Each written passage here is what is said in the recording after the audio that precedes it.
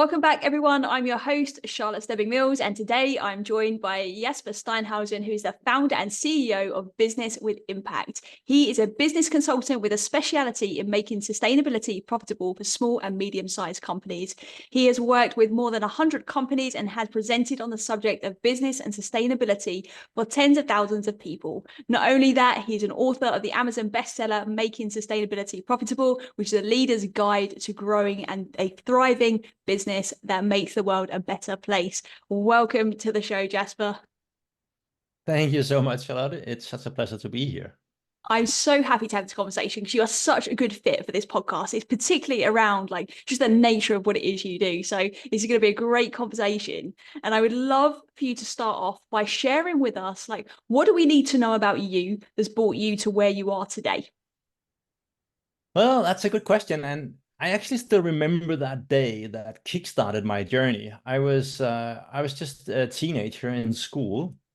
This particular class is geography class, and the teacher is telling us about that potentially the impact of climate change can be that it will see the spreading of the Arctic climate all the way down across Scandinavia. And that sort of did something to my brain in a combination of holy cow, is this the magnitude of the experiment that we're running? But also a bit of curiosity and feeling I want to learn more and do this. So went into university, been studying and working with sustainability ever since. And then all the way up to 2009, I was pretty sure that the predominant role here, the keys to getting the kind of changes that we needed to see were on the government's table. But then came the COP15 in Copenhagen in 2009, which was my home city.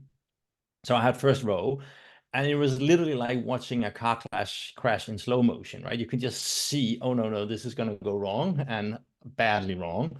So everything I came to believe in just kind of disappeared in front of my eyes. Quite a disturbing experience, actually. But on the back of that, the reflections of what do we do now, came the realization that it's actually business that holds the keys to it. This is the tool that can make the changes that we want to see. So I've been working with the business side ever since, and that's why I created the company I have, Business with Impact. It is really to help business leaders figure out how do we do this in a way that's really good for business, as well as making that massive impact on the world that most of us would like to do, and that the planet and us people direly need that we do. I love that. So this has definitely been something that is just, it's kind of in your blood, right? You've been doing it for a long time now. It's probably part of your DNA. You live and breathe it, which I absolutely love. So for anyone listening that might be thinking that perhaps it's still perhaps more on the government shoulders than businesses, what would you say to them? How do you bridge that gap and perhaps start to adopt? And we're going to talk a bit more about obviously mindset and the return on investment of what it is you do and sustainability in general. But I would love for you to perhaps bridge that gap between why is it so important for businesses and to not then rely on governments? Well, it's because it's probably the biggest business opportunities that we are facing in modern time. The thing is that climate change, if we should start there, what climate change really is from a business perspective, it is a massive disruptor that is picking up speed with every extreme weather event that we experience. And as we all know, they come like strings on a pearl right now. And we are just in for more of this. And it means that people wake up because they can feel it on their body. It's hotter than ever. It's colder than ever. It's more windy. It's drier. It's wetter. It's whatever it is, but they're all extremes. So it gets harder and harder not to sort of reach that conclusion that what everybody has been saying, that noise, ignoring noise for years and decades about, we are altering the climate, this is going to have massive impact, blah, blah, blah. It's hard to ignore it. And people get scared and they react differently. Some get angry. Some actually get to a point where they perhaps I should change. But most people at least get to a point that somebody ought to do something. Yeah. And those somebody, they are in the bigger chunks. They are business and they're governments. So we are all looking, it has implications for where do we want to work? Where do we want to shop? who do we want to partner with? And, it could be everybody is private individual persons, but they are also in a position somewhere. So they might be the ones that are evaluating your funding proposal, or your tendering product, or your, looking for who am I going to partner with, or, decision makers at some level. And that means that, if you can start catering to these people and give them what they need, the kind of products and services that they would like. So whatever it is you produce, so it's not a green tech thing, it's an everything thing. So whatever it is you do in your company, if you could do that in a way that people can purchase from you, knowing that they are not making their lives of their children harder, Yeah. then you have a massive competitive edge. And that's the power of it. That's why you want to do this. It's not because it's a moral issue. It's because it will beat the competition by creating better and smarter solutions that are also a better fit for that bigger and bigger and growing emotional pain that the world is, out of sync with where we want to go. Well, there's so many different directions I could take you in now, but I'm gonna dive into, because you've written an amazing book, a really good book, and obviously for anybody listening to this, I would implore anybody to go and read that book, because it goes into a lot more detail, of course, of what we can on the podcast. But your book claims to hold the secrets to turn sustainability into a superpower, right? And make the business a force for good and a magnet for clients, partners, and talent, which is kind of what you've just touched upon.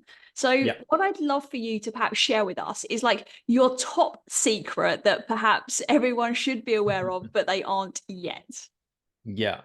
Well, I think the key thing here is, apart from all the nuts and bolts around mindset that we are going to touch upon, and I guess in a little later, but that is that you got to view this and understand this as a new way of doing business. But it is a way of doing business. So, you can take everything from how you conduct and run and develop your business, but you need to twist it a bit or add an extra layer to it. But if you want to become that magnet, it's not about adding a couple of things, doing some, some nitty-gritty work somewhere in the corner. You got to be able to and dare to start the journey where you integrate it into the core of your business. Because, and we know it, just think about the advertising, right? We know how people get better and better and better of seeing through it and actually just even filtering it, out, so they don't even recognize that it's on your screen and everything. So we get better and better at looking through and see what's really behind. So if you just, let's just say you work a bit on your packaging, or now we have electrical vehicles for our top management or whatever, right? I'm not saying your listeners are doing stuff like that, but just imagine that they're doing like that, small areas that are away from the core. Well, then people are just going to look at your company and say, well, you're still doing business as usual on your core business. Yeah. So hooray, good for you, Sunshine, that you now have nice packaging, but you still have a crappy product. Sorry. But, so it actually becomes more like a risk if you're just fumbling around on the edges. You have to work at the core. I'm not saying revolutionize your business tomorrow, but I'm saying thinking in terms of how do I grow and develop my business to become this force for good, rather than, sticking to being part of the problem because I'm continuing doing business as I used to do.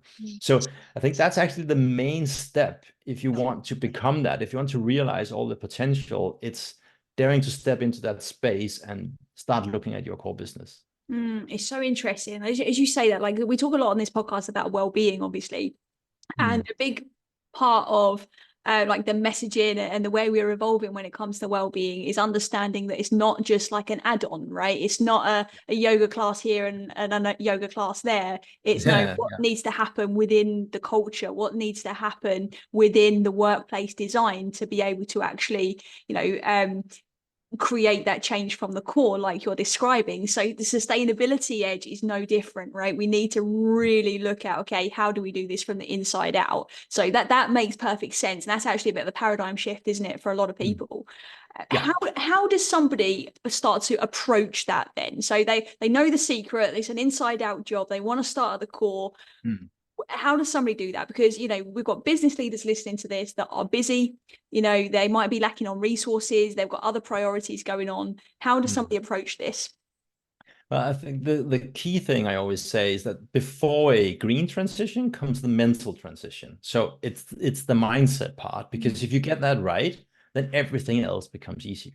So the starting point is really to, well, I guess it starts with a decision that you want to do something, because that's where everything starts. So if you as the person in charge decides that, okay, we're going to start this journey, and I'm okay with that fact that I don't know exactly where it ends, and it might even have to put myself out in that space, become a bit vulnerable, because I'm the CEO, I'm supposed to set the strategic direction, I'm supposed to know, and here all of a sudden is an area that I've probably never dealt with, or at least to a very superficial level. And now all of a sudden it's become a top strategic issue. So daring to say, we are going to do it. We're going to find a way. I don't know how, but we're going to find a way. Come join me, right? Crew, people in the supply chain, customers, everybody, come join our journey, right? So that level of commitment and daring to take that first steps and put yourself out in the open. But from there on, I would say it would really be about start focusing on on your mindset, because I discovered five, I call them the fatal five, that are five ingredients or components of a mindset that I meet again and again and again amongst business leaders, that or actually all people in the organization in the whole society, that makes it a lot harder to do this the right way. And then I developed the corresponding, what I call 5 to Thrive. So it's that shift, that mental shift from the way most people view this whole agenda and over to how they should do. And we can dive into. Yeah, I want you to share that 5 to Thrive. Before you do, I want to highlight something you said there, Jasper, for our audience, because I think it's really important what you said about opening the door and letting people come on the journey with you. I think that's an incredible marketing tool just on its own, but also you're going to learn and absorb exactly what your market wants and what your team want, right? And what your stakeholders want. So even though it might be a bit overwhelming or just a little bit vulnerable to hold your hand up and say, listen, I don't know quite how we're going to do it yet, but who wants to come with me? Like, that is such a powerful tool. And I don't want anyone to skip over that, what you said, because I think that is the starting point, because from there it's then easy to perhaps open our minds a little bit more towards then some of the paradigm shifts that might need to happen. I fully agree. And I very often, I've picked a lot of inspiration over the years from the startup approach and startup literature, right? So the lean startup approach and all of that. So saying, how do you build startups and products today? And say it's really not that different. Even though you have a well-established company, making this shift is in many ways equal to rebooting your business. So use some of these tools, and as you say, with that open mind, going out, don't overthink and do it all back home. Do it with the market, with your clients. So yeah, I fully agree on that point you picked out there. So 5 to Thrive. Tell us. The podcast is literally called Thrive in the Workplace. So as you can imagine, I'm on the edge of my seat right now. So tell us, give us the 5, and then we'll dive into the ones that perhaps we can with the time that we've got. Great. All right. The first issue is that most people view this as a sustainability agenda, and you might ask yourself, say, well, what else should it be? That's the name, right? But the thing is that I want you to start and end with business, right? There are so many ways this could generate value. Very typically, we see for companies that really dive in, that they get, one or more, often more, of values like cutting costs, increasing sales, increasing customer loyalty, increasing employee satisfaction, and thereby also productivity, innovation, retaining people for longer, attracting talent, attracting partners, increase, and growingly, actually, also we're going to look into investor relations, because that's the investor community is moving quite a lot right now, especially in Europe, but that's sort of pushing out throughout the world. So there's so many regular business issues that most of your, people listening here today will already now have on your plate, then you can actually solve if you do this the right way. So you view sustainability and circular economy as an extra layer in your business leadership toolbox. So if you do that, you will know that you will focus, and the choices you make of areas where you're going to make projects and initiatives, they're going to be far more valuable, because today most start to say, okay, they might even do some sort of, let's just say, carbon footprint or whatever, and then start from the top, right? What's the top 10 biggest impacts we have? Okay, we must start at number 1.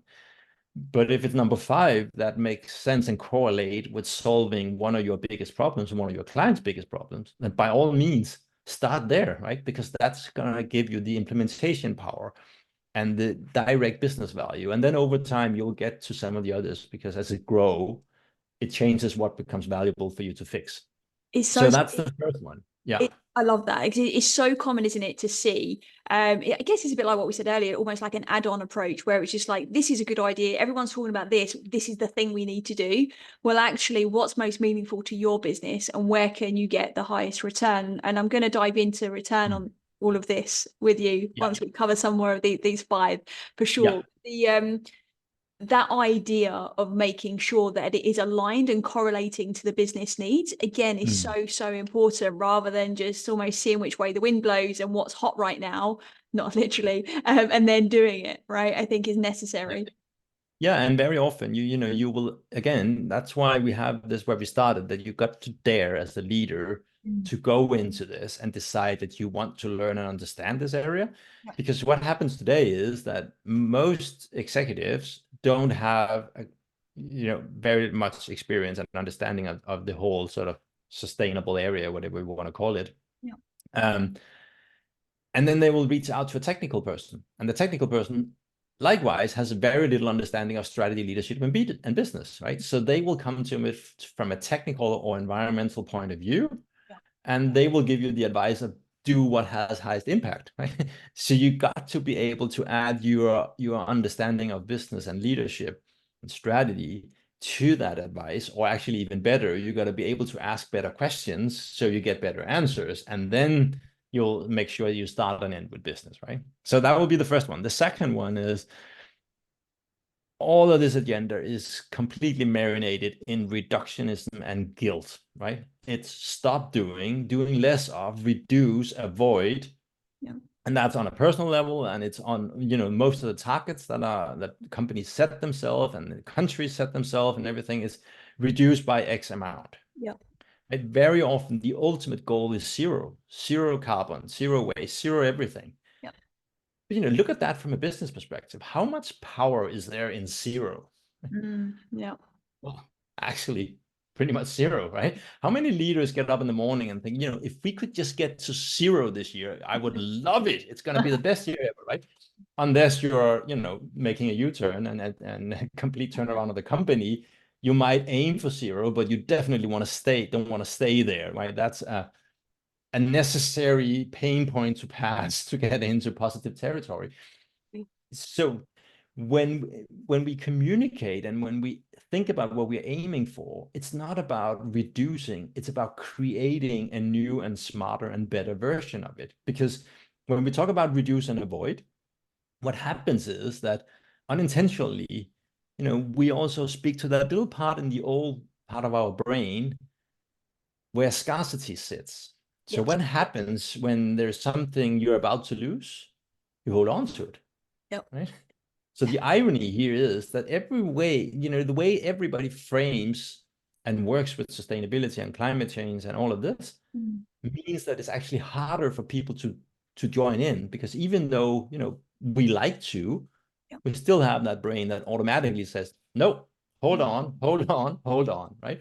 So if you reframe everything, so it's about creating new and better, then we move up to the modern part of the brain where creativity, imagination, collaboration, communication, all of that sits. And we direly need that, right? So you'll be working at creating new and better versions that are smarter and better fit to the market, to the world, to where we are today, again, to the problems that you have, back to the first one. So that will shift completely the way you think and the way you communicate and how easy it is to attract people to be part of the journey. So that's the second major shift. That's from minimize problem to create solution. That's so powerful, because that shift in language just changes behavior drastically. You know, if we focus on what we don't want, we're going to get more of what we don't want. We focus on what we want, we're going to get more of the same. And you see it also, right, in a lot of marketing that goes out from companies, like, let alone if that's then the internal dialogue that's happening as well. It's no wonder then the results are potentially not as creative and abundant as what they could be. Yeah, that's really, really powerful. And then it also, there's also the bigger picture on this. We don't really, we talk about sustainability as like, something along the lines of meeting the needs of the present without compromising future generations' ability to meet their needs. Yeah. So if you look at the discussion also, on the targets, all of this is about reducing, because it sounds like we still have some lead time. It's like you're in the driver's seat of a train, and you have a stoplight somewhere over there, but there's still some road to go, right? Before a few more miles before we start to hit the brake. So you keep sort of pushing that. But the reality is that we passed the stop line years and years ago in many of these areas. So we don't need a reduction of 70% or 80% or reach zero. We need to reach into positive territory to start to move ourselves back towards a position where the kids we have, the children of the world, actually going to have living conditions that are just remotely resembling what we have had when they grow up, right? So that's also another reason why it's not about minimizing, it's about creating positive impact. So powerful. The thing that came to mind as you were saying then is that classic tendency, right, to leave everything to the last minute and do it the night before. And it's that same approach, isn't it? It's that same attitude. And it's like, okay, we're long past the deadline. I completely hear what you're saying there. But imagine, right? Take that one up and say, imagine that this was not sustainability, which most leaders, kind of fear and don't really know, but this was entering into a new market, right? Say you want to get into the neighboring country.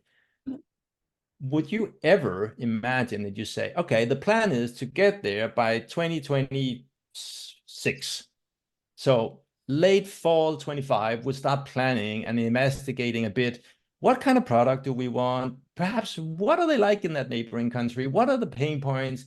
We'll look at it, right? It's okay. For now, we'll just fiddle a bit around with a bit of marketing. And then, half a year before we start planning this, that's just going to be make or break for our business. Nobody would ever do that, right?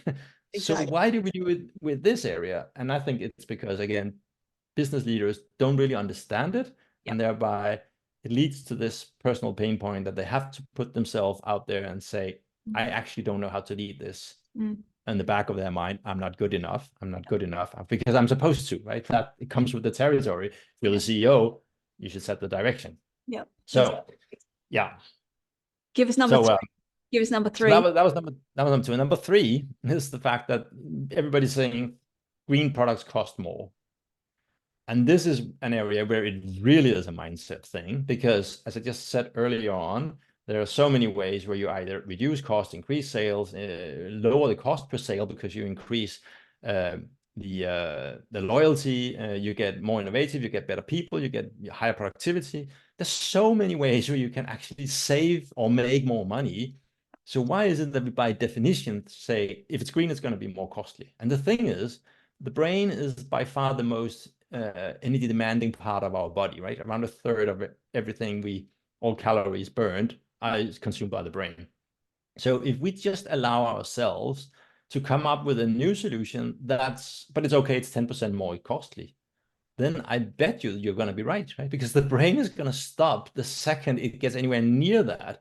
Whereas if you frame it like, well, in a total economy, total perspective, we want this to be cheaper or at maximum at the same cost. Yeah. Well, then that's the challenge your brain goes to work on, right? So if we're kind of lazy when we just say it's okay that it's 10% more costly, but it's so common. And if you just go to a supermarket and you see organic milk versus regular milk, organic chicken, so on and so on, we're so used to it that it is more expensive. That is a self-fulfilling prophecy. Yeah. So this is an area where we could really say this is a mindset thing. Of course, there are some things that are more expensive, but then you just got to think, harder and smarter, right?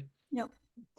The and seeing the value in it, I think, is really important as well, and understanding that maybe in the very beginning, I mean, you'll know better than me, in the beginning, were like green products more expensive? Is it there been a bit of a journey that now actually everything is the way Again, it really better? depends on what you're doing. So if you just look at, whatever, here I have a water bottle, right? So let's just imagine this is what I produce, and I decide that, okay, I want this in a new version, and I'm looking for a more sustainable product that's already in the market, or a material that I can use, and currently that's more expensive. If I just say, okay, I'm going to go out and buy that, or I'm going to get a certification that I need to spend some money on get and on holding, and I'll just put that on top, then of course you will end up with a product that's more expensive. Yep.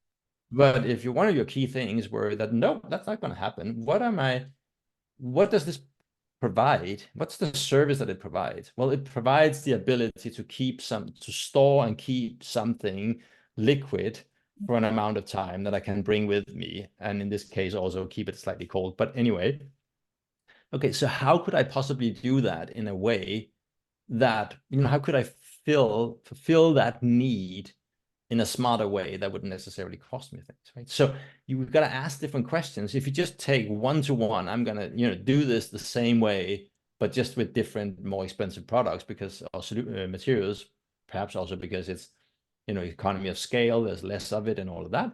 Well, then obviously you will end up with something more expensive. Yeah. But that's just because it's not an innovation project. It's more like a substitution project, right? So if you imagine this as an innovation and change management agenda and business development agenda, back to the fact that it's starting with business, well, then you won't just tolerate the fact that, well, that's just going to be 10% more expensive. Well, no, damn no. I mean, right? Exactly. And it's coming back to it being coming from the core of the business. Then Yeah. you're going to think about things differently, right? Than just having that kind of blasé attitude. And that you need the core business skills, right? Because again, if this was any other type of product development, would you just accept that, well, the next version of our product is just going to be 10% more cost, and we just expecting that our customers will say, oh, sure, no problem. No, you probably think, well, now we need to do something smarter here. Well, how can we do things differently? So that whole innovation, business development, change management, all of those tools need to come into play. But very often they're not, because there's this weird notion in this space that, well, if it's about sustainability, we got to hand it to the sustainability people, right? Yeah. So even if you have let's make a great strategy for our business, are they good at that? They're probably good at being part of the team, but then probably not their core skills. Okay, that's implemented. Well, implementation, is that a key skill that you learn, how to drive implementation on a technical education? Nah, probably not, right? So, we assign the task to people that are poor and has a poor condition to actually deliver on it, rather than saying their role is to help, fuel and be that anchor knowledge-wise on everything we do. But of course, the people that normally do the business case should do the business case. The people that normally do the strategy should be in charge of the strategy and deployment, and all of that, right? So it comes back to ensuring individuals that are great at what they do in their particular roles are not working in silo. And again, there's so many crossovers here when it comes to like an example with well-being, that it sits under HR, right? And it's their responsibility. Well, no, actually it's a shared responsibility, right? As is sustainability. You want your marketing team to be just as aware and understanding of the drive behind the product, or whatever the sustainability impact mission is for the business, right? Exactly. Yeah. There we Okay. go. Briefly on the two last one, because one of them we already touched upon. That's, people think don't mess with the core business. It's way too risky. The fact is today there's high risk if you don't, like we talked about in the opening. So it's a new way of doing things. That's the fourth of the 5 to thrive. And the last one is that a lot of companies sort of tend to keep it a bit to themselves in a mixture, typically between they're either scared that somebody will steal their new great idea, or they're scared of somebody accusing them of greenwashing, so they rather not say anything. But that doesn't really work. It's an old way of thinking. You got to upgrade that to being open, to being transparent, and being collaborative. And the thing is that the second you start flagging, this is my journey, this is the mission I'm on, these are the issues that I'm struggling with right now, somebody somewhere has made a solution to just about any problem you can imagine you have, right? So you might think, I'm the first in the world to have this. No, you're not. You're absolutely not. And you're more interestingly, somebody has already fixed it, I bet you. So it's a fast track, right? To being open and collaborative and sharing and transparent. That's a fast track to get to where you want to go. Yeah. And nobody can do it on your own, by the way, because again, this is not a silo thing. Not internally, but also outside of the company. You need people in your value chain and around you to be part of it. So you gotta go out and tell that story and have that interesting, appealing vision that you can use to attract people. So that's back to the magnet part that we talked about in the beginning. It's such so those are the five. And the interesting thing is, if you just look at them, right? So you say, imagine here are two companies that are competing for the same kind of product and with the same product for the same kind of customers in the market. And one of them, they see sustainability as a technical discipline that they are working a bit on the outskirts of their product.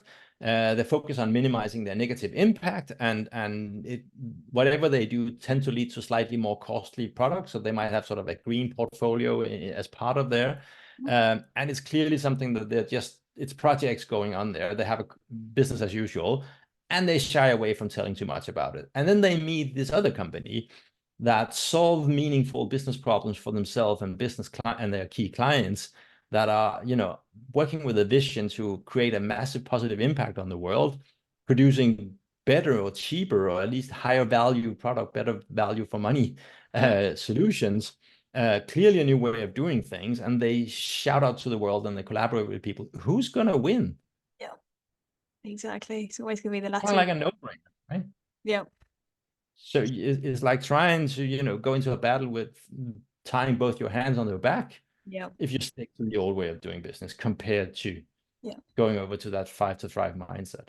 And it's exactly that, isn't it? It's a new way of doing business. It is like, it's the new age. Like, we have to make sure that we are keeping up, or not even keeping up, but reinventing in many ways. It's so necessary. And it still boggles my mind how many leaders are not leading from the front on these issues. It's okay because everybody's on their own journey and on their own pace. And I think it's completely okay to be open and not know. And therefore you're taking it slow. Maybe you're being more cautious. That's okay. But having the blinkers on and still trying to do things like in the old way, it's all just, it's like seeing a car crash coming, you just want to do anything you can to pull them back. And I still think, again, it's because of, and that's why this mental transformation I talk about is so important, because the second you understand and see that I can use this to solve some of my existing problems, right? Because, point me out a C-suite where they are not fully occupied and actually, don't even feel like they can get there, and slightly stressed perhaps, again, talking about the theme of your well-being, right? So people are running around, and then somebody, keep knocking on their door and telling, we need to do something, we need to do something. And it's kind of like, well, for me, that's just a huge extra chunk of work that I don't get and that I see as a cost. And it takes up time and energy and investment that I can do in something better. And I know I should do it, but I just, I can't even see any sort of meaningful way forward where I can do this as a business. I should probably wait until tomorrow at least to make that decision, right? So if we get people to understand that, it becomes so much easier, because when I walk into a company, I basically see it leaking money all over the place. And once you get the C-suite to start to see that as well, they definitely start asking different questions, like, why are we doing that over there? That seems kind of stupid. What's happening here? Why are we not tapping into this potential? What could we do if what, right?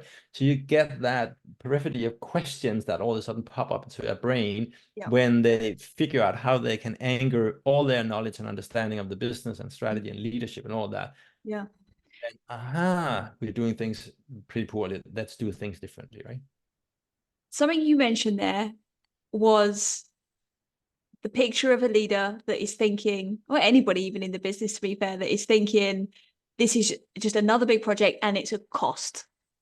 Talk to us about the cost of sustainability and that return on investment. Now, I know you've already listed a whole bunch of benefits there, and inside your book, there's loads of stats and research to back it up, which I absolutely love.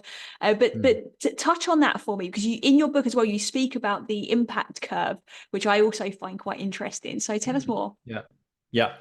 Well, I think a key thing, apart from what we've been talking about, of all these different areas that you can get it, is actually also something as simple and really, really common as the business case. Right? So Yep. for every potential project or initiative or development thing that anybody sets out to do or just start imagining about talking about, we don't really get that many steps before somebody said, well, what's the business case, right? Yep, And exactly. if you are ever allowed to sort of pitch it for the rest of the C-suite or the board or wherever you are in your organization, where you're going to go with this, you definitely need a business case, right? And the thing is that, and this is my hypothesis, and I'm currently developing and working on developing a strategic process tool around this. So if anybody listening feels like, oh, this sounds interesting and you would like to be part of it, just reach out. That could be a lot of fun.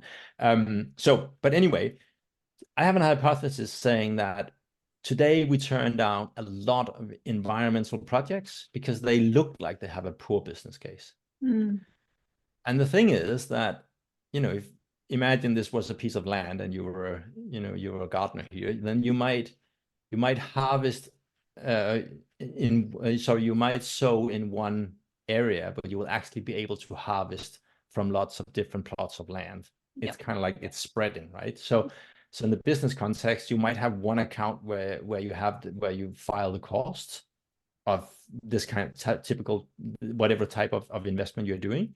But the thing is that you will then be able to reap across a whole range of them. Like I said, something on employee satisfaction, something on retention, something on partnerships, something on sales, something on cost reduction, all that. But very typically you will see a project where you're expecting the return on the same account Yep. as you invest from. Yep. But perhaps more than 50% of the value comes from other different associated accounts. And if you cannot measure that or even start to comprehend that it's there, then you'll say, okay, I need to invest $1 million just to have any figure. And it takes me 8 years to return. Well, that's not good enough. I can do better with that 1 million. But what if it actually had a 2.5 year return because of all the embedded but kind of hidden values, right? So we need that multi-bottom line thinking to make the return on investment on sustainability to be, well, I wouldn't say it's not about making it look good. It's about understanding the actual business case, right? Exactly. Because today we're just looking, right, we're looking at just a small proportion of the value, because this is so cross-cutting and people are not used to that. Because if you make an investment, should we buy a new machine? Yeah, we buy this new piece of machinery that will increase our output by 10%, and we have this cost price and we have this blah blah blah. At the end of the day, boom, 2 years later, all good. But here is far more complicated and far-reaching, and I guess it's the same with much of the stuff that you talk about on wellness, because it has these entanglements out into all corners of the organization. Exactly. There's so much like secondary revenue that comes as well from so many different angles.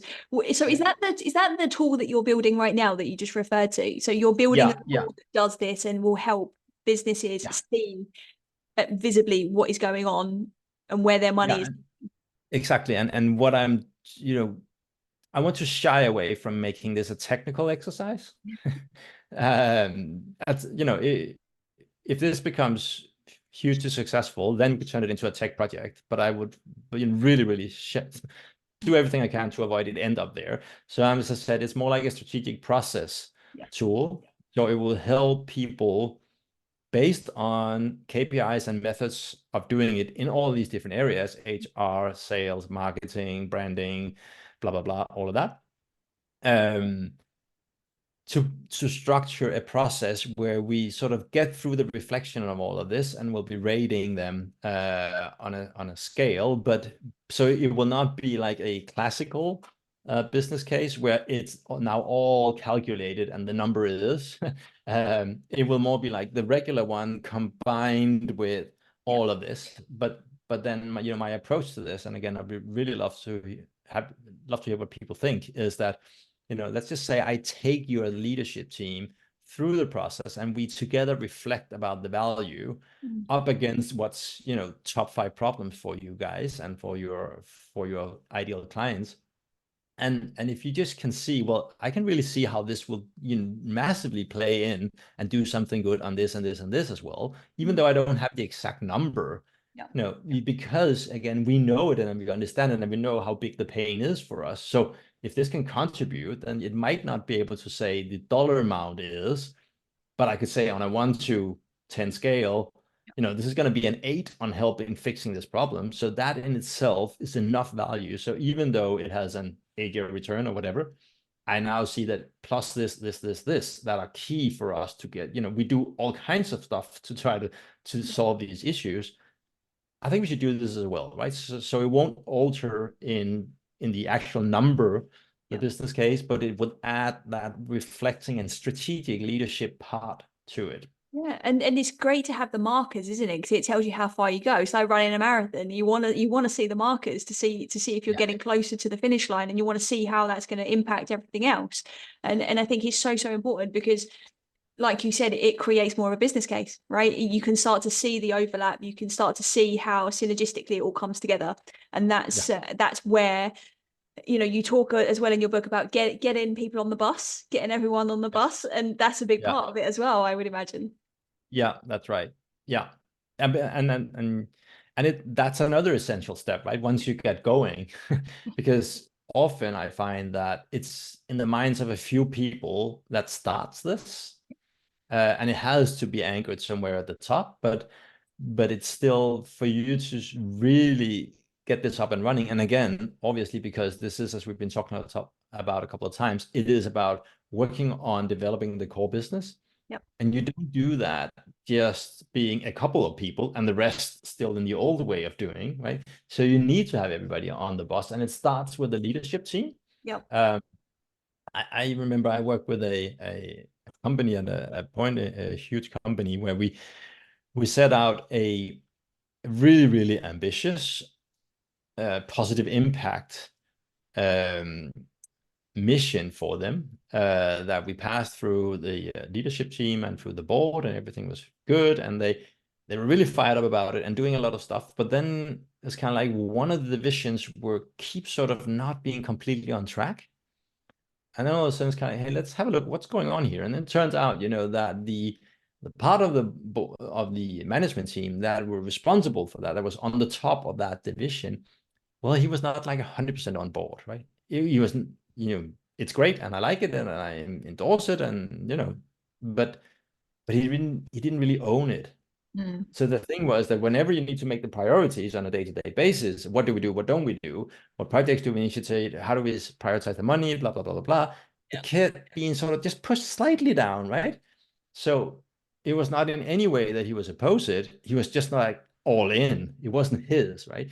So it's so important to make sure that everybody who's part of conducting the show, they must understand it and own it and be part of it. And just so if you are, if you're the CEO on this, and you got to make sure you have the rest of your leadership team on board and that they really get it. And then you can go down, okay, then it's everything else. How do we make sales embrace it? How do we make product development? How do we make HR and so on? So that translation is essential. Now, the people that you obviously work with are, they're clearly already curious about sustainability. They understand that it's important. And a lot of business leaders, they know it's important. But how do you get someone to really own it, like in the way you've just described, and really embody it? I've got the, my theory is that everything links back to personal values. And for as long as it can link to what is important to the individual, it can then become important to the collective if all of those personal values are entertained in some way within the arena. But I'm curious to know your thoughts. but it's spot on. What's in it for me, right? It's that simple. We are pretty simple as a species, right? Honestly, that's how our brain works. So at the end of the day, and well, not even at the end of the day, at the start of the day, because the first millisecond we hear something, the brain instantly goes, okay, what's in it for me, right? So it's that translation, not necessarily to personal values, but to what's important for me and what am I getting measured on, right? So you have to tie and translate. Let's just take an example, right? Let's just say you want to go down to the engineers and you need them to start working on this new type of project where it's about developing something. If you come down and say, hey, we have this new sustainability project, it's kind of like, oh, great. They might be personally invested, but if they're not, or just, average, it's kind of like, yeah, but I'm getting measured at if I do this and this and this, and if I keep this budget and if I have these parts ready by whatever, right? So if you don't translate this into something that ignites them and that fits with their world and what they're measured on and all of that, unless you can start changing all the measurement systems, but that's not the typical starting point, right? So, but if you then say, rather than go with climate or sustainability for technical people, engineers, stuff like that, I find that it's particularly helpful to frame this as a technical challenge. More like the lines of, it's probably not doable at all, but what do you think about if could this and this and this technical thing be done? I don't think so, but I just wanted to run by you. Right. And that can kind of press that I call the engineering spot in their brain. It's kind of like, haha, I'll show him. Right. And then day and night they will work on this problem and they will come back with a solution for it because they're bright people and they have the skills to do it. But if it's like, let me give you a sustainability project, right? It's back to this, okay, that will be on the side and the nice to have part. Now it's, this is me. This is this is my heart and soul. And that goes for all the disciplines. So you got to figure out, how do I make this meaningful and tap into, and again, it's a new way of doing business. It's not just an add-on. So you got to find out, what's this like for HR? What's this like for sales and for marketing and for product development and for blah, blah, blah, blah, blah, right? Is so important that and something that's been a common theme throughout this conversation today is the framing of it all, the framing of our mind, the framing of the communication, the framing of how you then connect that and get people on the bus. It's very, very, very important, clearly. And unfortunately, it's one of those things that most people don't focus a lot on. And also, pick any, or not any, but most of the books up on sustainability, and they will focus far more on how do you get it done and what it is that we need to get done and all of that. And that's, also super, super critical. But if we don't get it the right way, you don't get people to engage, right? Exactly. So it's kind of like that license to operate basically comes through framing it the right way. Otherwise, it's going to be, yes, we should definitely do something about that. But I just need to solve these problems first, and then I'll get to it. Or just before I drop dead at the end of the day okay, I'll spend the last hour before I go to bed, and I also got to do something on this sustainability thing, right? So. And learning those skills, like you're absolutely right. It's great to have the how and the know of exactly what you have to do, like practically, and the understanding of what's going on. But if we're not moving into action, there's a problem. It's a bottleneck, right? That's where we get stuck, and that's why we end up, negative zero. So what we want to be doing is we want to be really looking at also, I think, is how we can use this power of mindset shift and reframing in other areas of your leadership as well. Because if you're not struggling to get people on board with sustainability, I would imagine there could be some struggles elsewhere, right, in other projects that you have going on, right, and other core areas of the business. It's really, really great. Kind of the thread that you're going through here is so aligned with kind of the way I see the world going, but also like I've got a lot to learn in this. So it's really cool to hear you like connecting those dots. Really, really powerful.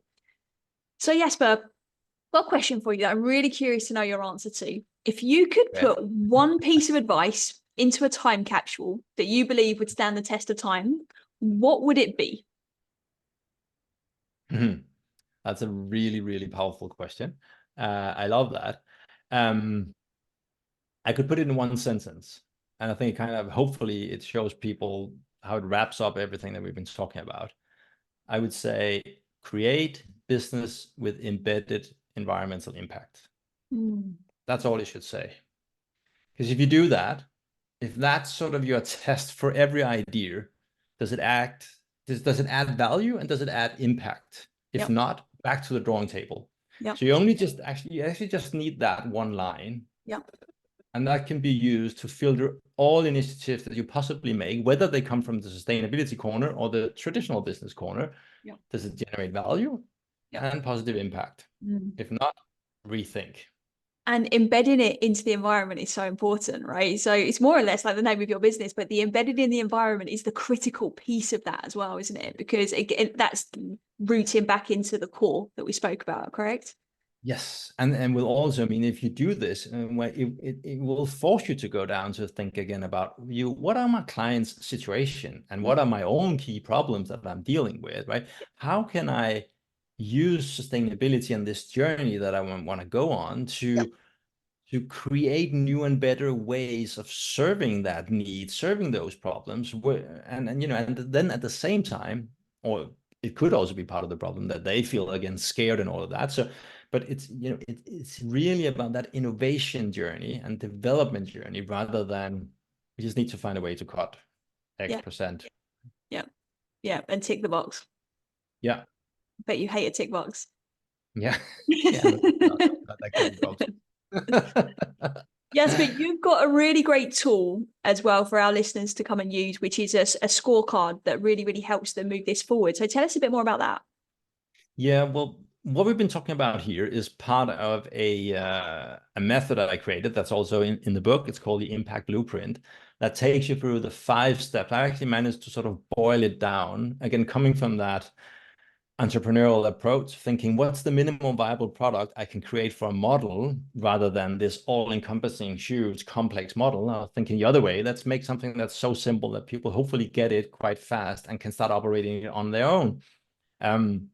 So there are 5 steps to that model, and then the scorecard is a simple way of diagnosing where are you in terms of developing on these 5 areas. So if you're kind of curious and think like, okay, some of what we've been talking about here today sounds interesting, then go in. It's free. It will take you 2-3 minutes or something, and you go to greenprofit.scoreapp.com. And then you just sign up there and answer these questions. I think it's 15, 17 or something like that. So a couple of minutes. And then you get a bit of a report on the back saying, okay, this is where you are. And because you are here, these are some inputs on what would be next steps for you. So a really simple way for people to gauge where they're at on all of this. Nice.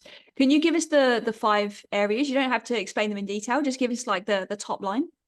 Yeah, sure. The first one is mindset, which we've been talking a lot about. The second one is setting out a mission that's bigger than yourself. So your company might have one, but you also know that most companies' mission, vision statement, purpose statement, whatever they call them, they tend to be really focused around their own belly, right? We want to be best at or fastest or biggest or whatever. So that shifts to something bigger than yourself, that you have an impact on some of the major things. So getting that, because that's your North Star for all the strategic decisions, and it's the anchoring point for your communication to say where I want to go. Then step 3 is about mapping out how do we get there, right? And that's where I use the circular economy as the tool and map out everything and then connect it back to the business. I've been talking a couple of times around this. What's the top 5 problems you have and your top 5 clients' problems, or your clients' top 5 problems, sorry. So you have that list of potentially up to 10 and use those as a filter for all the initiatives that you could potentially see. And that will create you a roadmap on the back of that that consists of things that are on themselves valuable to the business, and then they also have an impact, right? So that's how you start to press yourself down to that business with impact approach. Nice. So that's the third one. The fourth one is really, really simple about kickstarting implementation, but everybody knows this. But unfortunately, I also see a lot of people and business leaders sometimes fail on implementation and change management. Yeah. And it's not because they don't know it. It's more like, actually sticking to it, thinking it through, and doing the things you need to do. So those are steps around how do you do that in a really simple way to get you started. And then the fifth one is going out and spreading the message, both to inspire others. So I call it magnify. It's to inspire others, but it's also to create the, of course, reap the benefits, because people need to know. You can do all the right things in the world, but if nobody know about them, then obviously you won't get any credit for it. Yeah, exactly. The impact. Yeah, exactly. Right. And in there is a bit of a tool that, if I may, I would just want to share that as well, because I find that that's really powerful, because a lot of people are shying away from it because of the fear of greenwashing, and for obvious reasons. And many places in the world, there's also becoming legislation against this. European Union has just passed theirs, so now for the whole European Union soon, it will be illegal to do claims that you cannot back. But anyway, the whole way of this approach to it is actually a way that can make your communication and marketing around this far more interesting and long lasting, because a lot of communication and marketing today is really about, see our product, see what we can do, latest feature, blah, blah, blah. Then, of course, there are some more regular branding campaigns, but what I would emphasize is that you have this triangle of areas that you always bring into play. So first and foremost, of course, you've got to tell about the actual results that you create, right? But then always be mentioning the roadmap, right? Where am I going? What are the next couple of steps? And then the vision, because that's the backdrop, that's the context. So people can go out and say, and you can start in any corner you like. It could be that you're in a place where you're talking about big missions and visions, and this is where we want to go. This is the impact we are trying to make on the world. And this is how we are going to move forward. These are the steps we have ahead. So you know that this is not just one-off or just words or ideas. We're actually doing stuff. And then you go into some of the specific results that you have. Or it could be, what's your plan? Well, we have this plan, blah, blah, blah. And we have that because we're going over here. This is some of the actual steps that we're taking. Or you could start with the result side and then, frame it with the two others, right? So across the 5 steps, you can see the mindset sets the whole direction. And then the mission part provides one of the anchor points for your communication. The mapping creates the implementation plan. That's the roadmap. That's the second part of your communication. And the third one is the results that comes out of step 4. That's the implementation, right? And step 5 is actually doing it. So they kind of fit together the whole model across in that way. Thank you so much for sharing that, because I think there's so many gems in there that anybody listening to this can just immediately reflect upon for themselves. By then going ahead and doing the scorecard, they'll get those markers that we said earlier are so important to be aware of, so they can see where the opportunities lie, and where their impact can be grown as well, which is really, really powerful. So thank you so much for sharing those tools with our audience, because they're extremely useful. I have one last question for you, which we ask every guest that comes on the show. So as our listeners will know, we actually make a donation towards one of the 2030 Sustainable Global Goals that the guest of the podcast episode will choose. And we do this as part of our giving back and our paying it forward. And today you have chosen to support goal number 12, responsible consumption and production. No surprise there. Tell us why. Why is that so important to you? Yeah. Well, obviously, as you said, it's kind of like what I do is at the heart of goal number 12. It's the circular economy. That's my turf. And if we are to have just half a chance of creating a safe and stable and pleasant future for our children, we have to embrace the circular economy thinking. We cannot have this linear approach of always just taking stuff off the ground, creating and throwing it out, right? Today, it's so weird that we ended up here. I sometimes ask myself, how did we do that? 92, and there's just a report coming out yesterday that do an annual survey of the amount of materials that are used and how much of it is used more than once, right? So how much is circulated in some extent, right? I don't know if you have any idea about the number. No, tell me. Well, you just alluded to it with 90 something, I think. But I don't. 92.8% of all resources, that's materials, water, and energy, is only used once. Wow. And that's recent. Imagine the dollar figure that goes into buying almost 93% of all materials and resources and water and energy on the planet. And we don't even try to harvest that value again. That's why I say it's when I walk in, I see it's bleeding money all over. It is literally bleeding money all over, right? We throw stuff out in an insane rate, right? That's so, and again, back to the business case, right? The business case is that, imagine you could just harvest half of that. Yep. And I mean, you would basically reduce your total costs, your total spending related to resources and energy and water, which in Denmark is more, for a manufacturing company, that's more than 50% of all costs. We're not even trying to get up to 50%, of all costs associated to the business. We're not even trying to see if we could harvest value out of it.